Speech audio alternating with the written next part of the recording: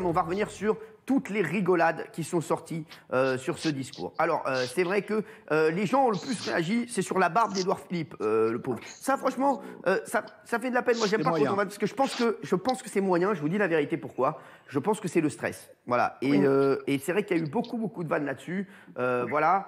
Mais c'est vrai. Alors, sinon, il y a eu plein de tweets extrêmement drôles. Notamment, on va faire une revue de tweets, hein, notamment celui de Kingzer, qui dit, voilà, qui tweet donc Édouard Philippe, et qui dit: avant de commencer, je vais être clair, la bande de sgeg qui fait du diabolo tous les dimanches après-midi au but de Chaumont pour divertir Enguerrand et Marie-Clotilde, si je vous revois là-bas, je vous goume. Édouard Philippe. Voilà, voilà. C'est bien sûr en rapport avec ces images du 18e arrondissement qu'on avait vu. Vous voulez les revoir, ces images? Regardez, c'est en rapport avec ces images-là, regardez.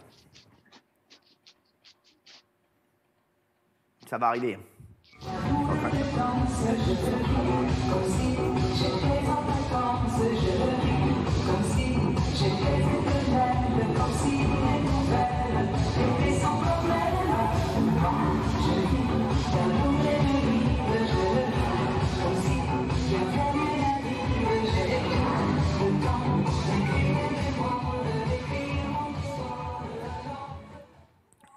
Voilà, c'était une vanne par rapport à ça, bien entendu. Oui, Jean-Michel Maire, oui.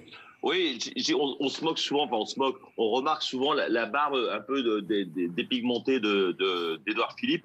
Mais franchement, moi j'en ai marre. On se moque toujours des politiques. Je pense que Laurent Saillet sera d'accord avec moi en disant que c'est plus des pourris, ils font ça pour l'argent, etc.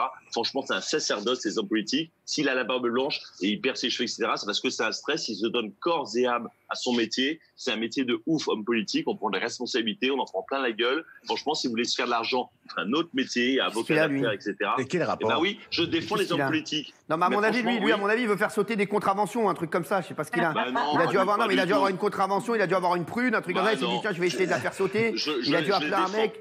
Oui, non, mais c'est vrai, mais il y a plein de gens en ce moment qui disent Jean-Michel Maire, on l'adore, mais c'est vrai qu'en ce moment, le confinement l'a rendu un peu ouf. Mais bon, c'est pas grave, non, mais qu'est-ce que vous voulez que je vous dise? Mais celui-là, il y a plein de gens qui disent ça. Ça le rend sympa. Et Laurent Saillet, vous ne pouviez pas dire le contraire. Après, moi, voilà. Alors, il y a eu plein de tweets, je vous dis, extrêmement drôles. Il y a eu celui-là, notamment celui de Dadou66.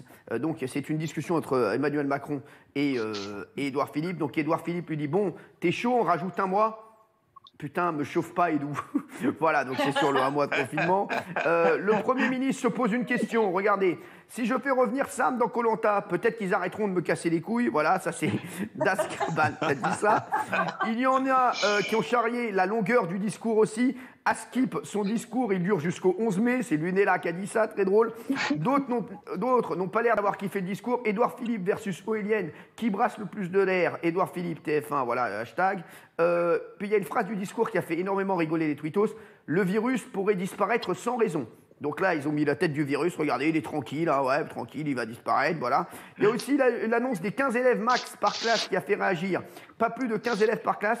Nous, quand on ne sera pas dans le même groupe que nos potes. Regardez, avec la photo, voilà. Il y a Édouard Philippe, pas plus de 15 élèves par classe. Nous, quand on ne sera pas dans le même groupe que nos potes, voilà aussi, voilà, c'est très bon.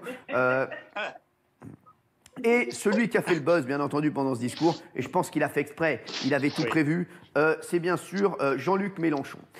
Il a fait énormément réagir. La tête de Jean-Luc Mélenchon, regardez, le gars a l'air de s'en foutre, mais royalement, du discours du Premier ministre. Ça, par contre, je vous le dis, je suis sûr que c'est une posture, c'est vraiment... Il a dû préparer ça avant.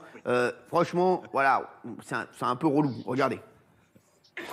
Au prix d'une déprogrammation des opérations chirurgicales non nécessaires à court terme, mais qui finiront bien par l'être. Le risque d'une seconde vague, qui viendrait frapper un tissu hospitalier fragilisé. Qui fait ton truc? Bah enlevez Jean-Mi, remettez-le. Après. Voilà. Allez, Jean-Mi, dis à ton chien d'aller... S'il te plaît, il y a son chien qui gratte. Tu veux que j'appelle Mélenchon?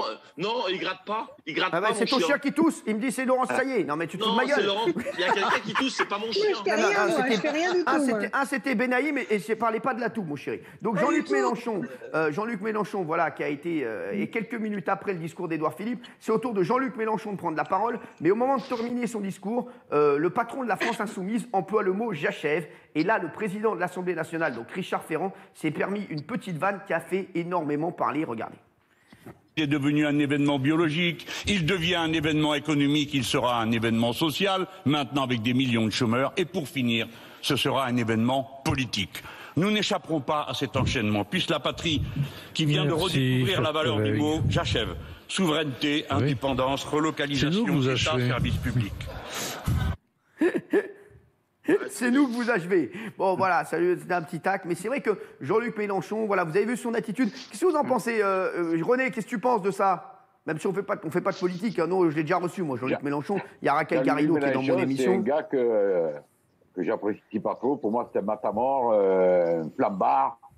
Et voilà, il a bien mangé pendant 30 ans avec le Parti Socialiste. Maintenant, il s'est fait un nom comme ça. C'est un matamor. Il monte sur les estrades. Il se croit tout seul. J'aime pas, voilà.